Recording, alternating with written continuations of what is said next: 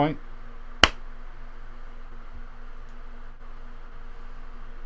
Hello everyone, Lark and Omega here.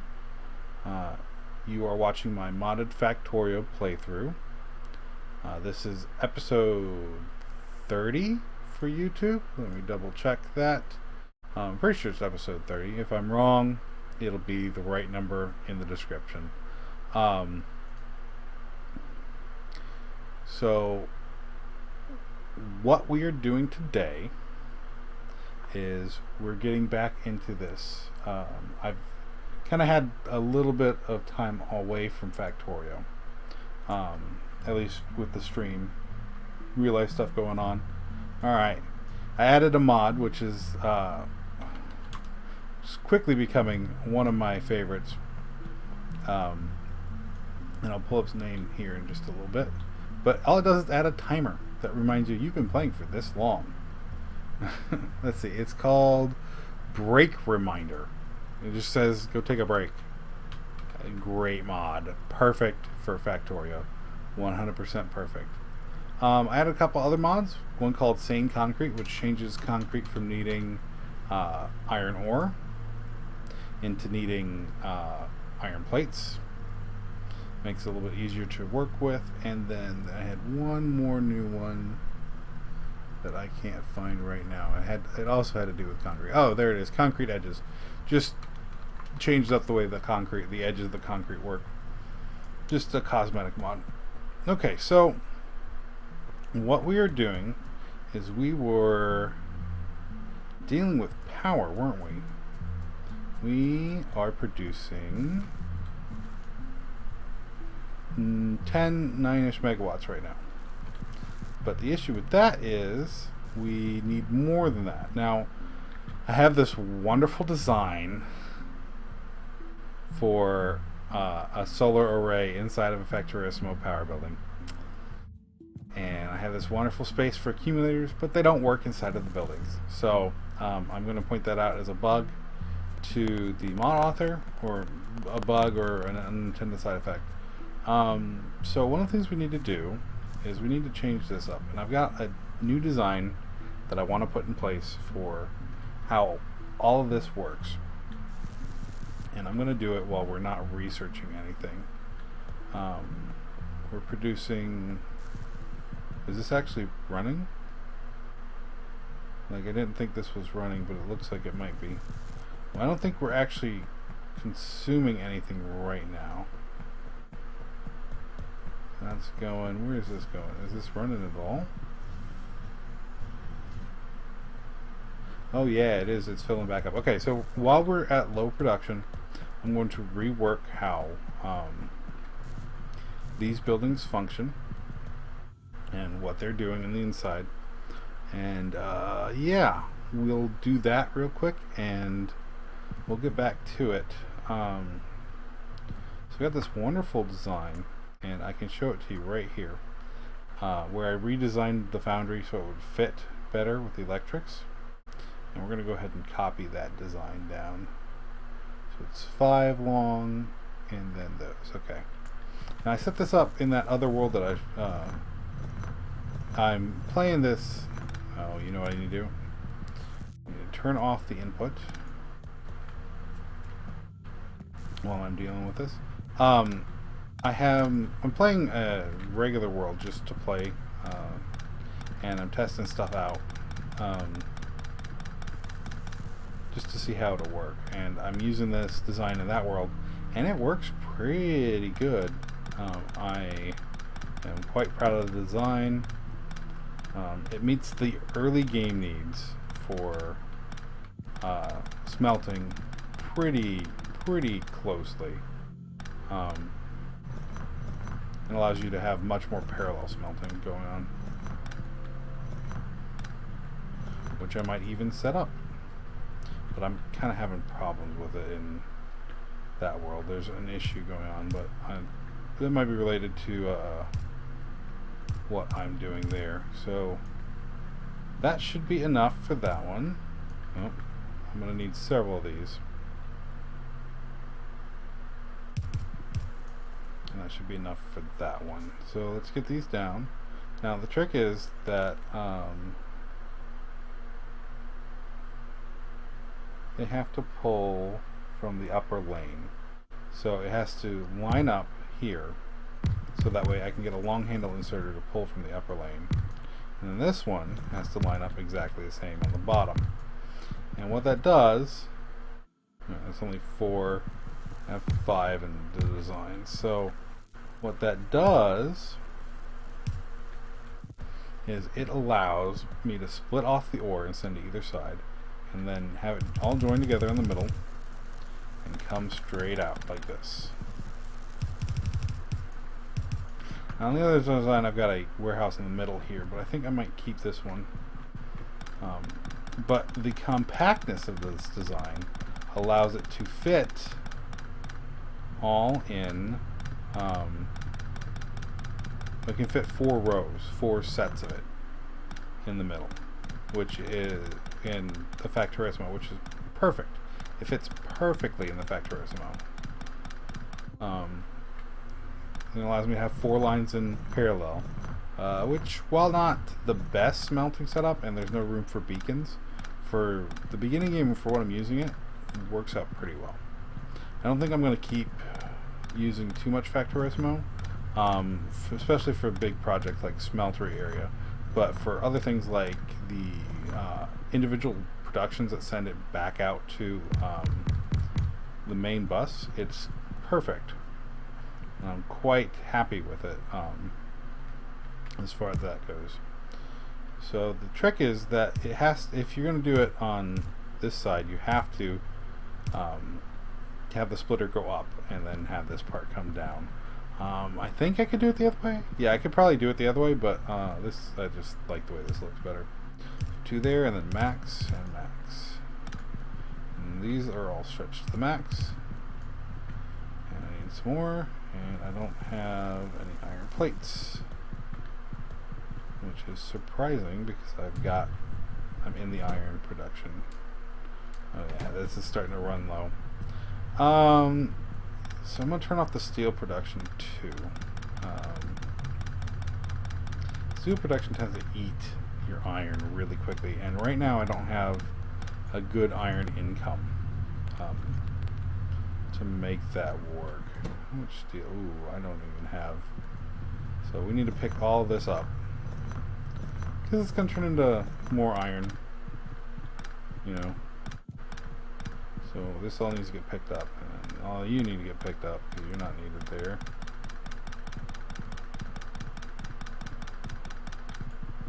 Alright. One of the things I'm running into is that my steel production, the other one, is completely eating all the iron. That's something I gotta fix over there too. But right now, this is what I'm worried about. So you go there, 5, and then the next one up goes 4, 5. And we can do the same thing, you know, a bunch more times. Well, once more because it's all the furnaces I've got. But 2, 3, 4, 5, and this can extend quite a ways. So the yellow belts only really the first 5 are gonna grab the ore, even because of the split.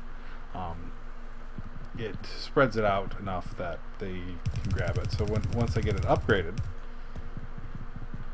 it won't be such an issue. But once I get it upgraded, we'll have more leeway with the design. Okay, I need to make that many of those. 2, and then boom, boom, boom. And then from there, yeah, I'm quite happy that I came up with this design. It's I think it's clever, but I'm biased in that regard, so we'll see how this handles. We need another one of these, and we need some stone, which means that I'll probably have to go get some stone, because I think we are starting to run out just a little bit.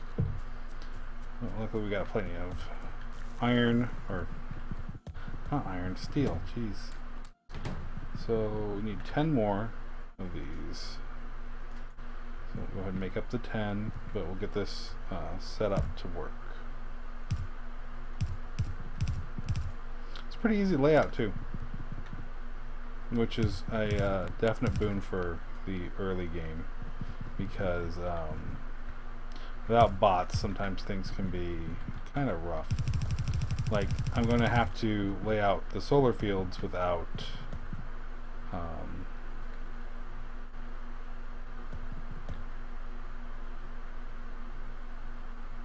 without the bots happening, so that's gonna be fun.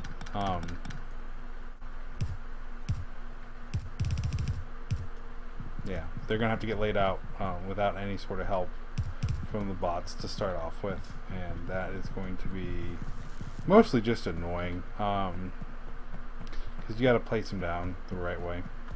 We're gonna redo the copper as well. I don't know if we're gonna do it 4 wide. Copper just generally isn't used as much in the early game, but we do need more belts, which is going to eat into the iron a little bit. Well, that's okay. So one of the tricks I can do is I can iterate on this design a little bit, and I can split off the iron later on and use it to make steel without any sort of like problem with it. But it's really tight. Like these, they hit the top. So I'm probably going to use 4 furnaces here and make steel, and just split off the iron, and then have it, if there's any excess, just have that start flowing down. So this can get picked up. And so can you, and we can pick that up. But yeah, you can see how it's clean. It's very, very clean. So we need to do this. Let's do the big arm. So we've got 10 per 40. So we need to make 40 long arm inserters. So 1, 2, 3, 4, 5, 6, 7, 8. Get those started. And we get those canceled. How many do I have? I made 20, so 1, 2, 3, 4. And we'll get those started placing down. So the trick with these is just, you got to put them where the underground belts are. Just because that way they'll grab out of it and just feed. And the feed speed is actually pretty good. I hadn't really noticed any problems. With the beacons set up, it'll probably be a little bit slow. But then again, you have different ways of doing a beacon setup. I can't do it in here because it's too tight, but when we get to that point, we will do a full mega base beacon setup because it's nice to have. But when we get to that point, we also won't be discriminating on the ores. We have 50 blues, which is perfect. We can just run these along. They don't actually replace the reds. They used to. If I'm remembering right, in 12, the red inserters used to be treated like regular inserters. And then we get overridden by any other inserter. So it's kind of nice that they're not in this one. I might be wrong and just never dealt with it, but yeah, that's a possibility. Okay, so now we have 4. We can take 4 inputs of iron, and we can handle it without problem. Okay, so the iron ore is going to stop right there, and we will split this off, and we'll do basically the same thing right here, and set it up for steel. So we'll put 2 down, and we will do just the 1. And this will come down and do, yeah, all 4. Okay. I think for to make it work, I need to do this. Yeah, and then what I'll do is just pull it out right there. This will be steel, which will go to here, which will get picked up by one of you. And then these, well, I say that. Let's see. We'll let's go ahead and make up the 4 that I'm thinking about putting in place. 3 and 4. So we can more readily visualize how this is going to work. 2, and then there. Yeah, okay, so that's the end of the line there, and that's the end of the line there, so you just need to come down. You're going to grab, and you're both going to place right there. So we can do this, and do that, and then these can join back up into a single unit, which I'm going to send this way, just to make it look nice, and then straight down. Okay. So that'll feed out the rest of the iron. The rest of the iron. It won't backlog. It'll get sent into the actual where it needs to go. Okay. So we need 4 of these. 1, 2, 3, 4. Now this is a little bit slow to feed, but it works decently. And I mean, it's not that slow comparatively because of the time it takes steel to get made. So it works out. And that'll take 1/4 of the iron and funnel it into steel, with any of the overflow just going past and getting loaded. So that should work out a little bit better than what I did in my off-screen time. So now we can do this, and this is a really neat way to do it. You can do all 4 of those, and we just need 2 more splitters.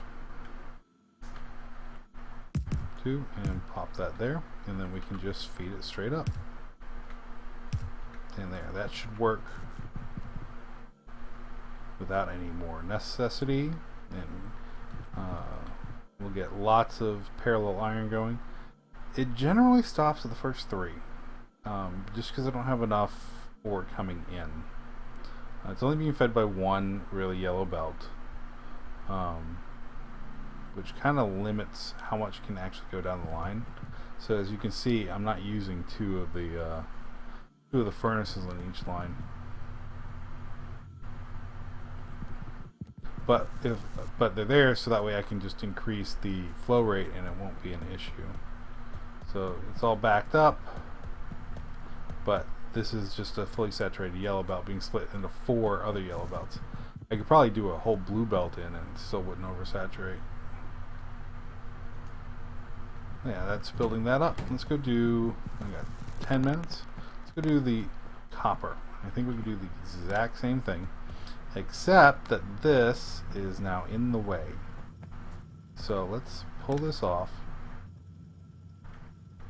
And what we're going to do is we're going to redesign this, because the copper, which is now backing up, the copper needs to change the way it works.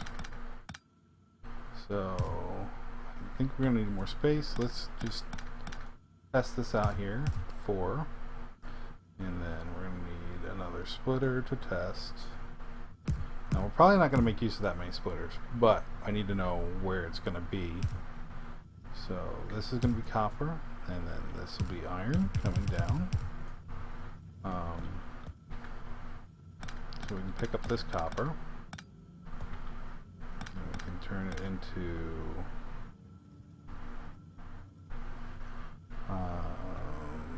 here. We take these 2 and do them like this. And you just come up and over. And take the underground belt, and we can drag it from there to there. Reconnect that. Do the same thing at the bottom here, only from this side.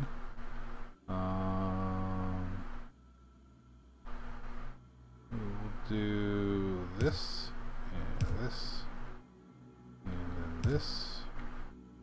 Boom, boom. I know we're doing another mess around with the Foundry episode, but it happens. It definitely does. So turn that to that side, and then these can come in like this. but we need to have it stop so we can redo the copper. We're going to do basically the same thing that we did up above, but we've got the advantage of being able to put it into a blueprint. Don't even have to think. You just plunk it down, pick everything up, plunk it all down.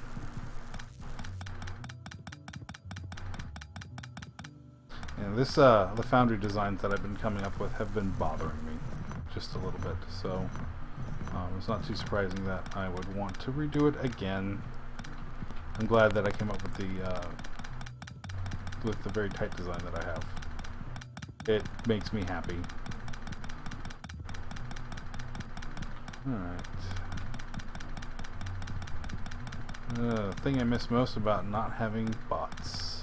Having to pick up everything individually by hand.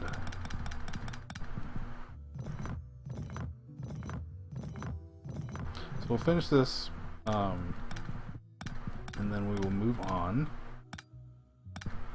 with probably one more episode because I'm really tired.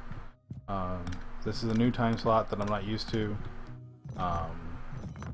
It may be just shorter streams until everything settles down in my life, but for right now, I'm just trying to figure it out.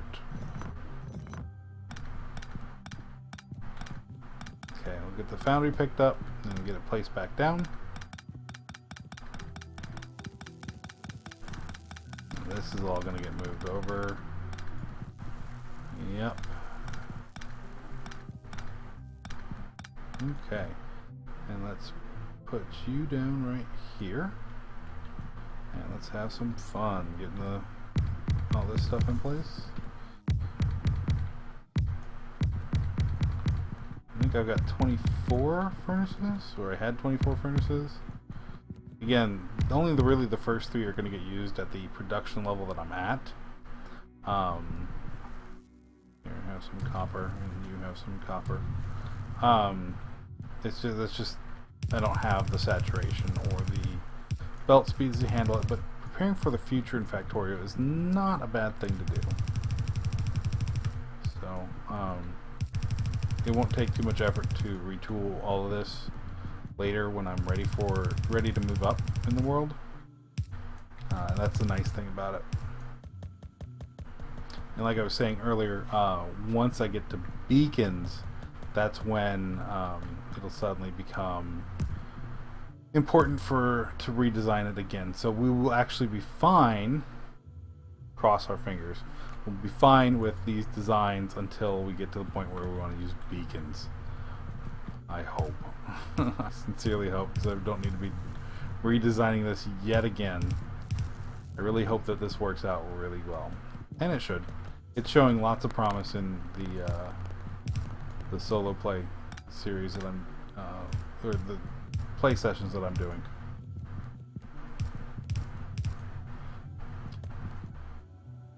Now, this doesn't need to be an underground belt. I'm just using an underground belt because if I want to expand it, then I don't have to come back and do it again. But it doesn't have to be. It can technically be a regular belt. Right there. Now, those are placed wrong, but placed the wrong way around. Boom, boom. And need a couple more. I'm all out of iron, so we're gonna have to run up and do a visit there. I seem to remember running out of iron with this design a couple times. Oh, that was perfect. I have exactly as many underground belts as I needed. Alright, let's go you in there. I'm gonna need a good bit of iron coming out of here. I've got to make 40 of these guys again. 4, 5, 6, 7, 8. Oops. I don't know how many I made, but we should probably cancel them anyway. And we'll just let that set and go pick up some circuits. Okay. Got a good number of circuits. I only made 10 of those, so 20, 1, 2, 3, 4. Okay. I've been playing. Okay. So we're almost out of time. Oh yeah, and all this is set up. So I'll come back and we'll finish this up. And in the meantime, I'll see you guys later.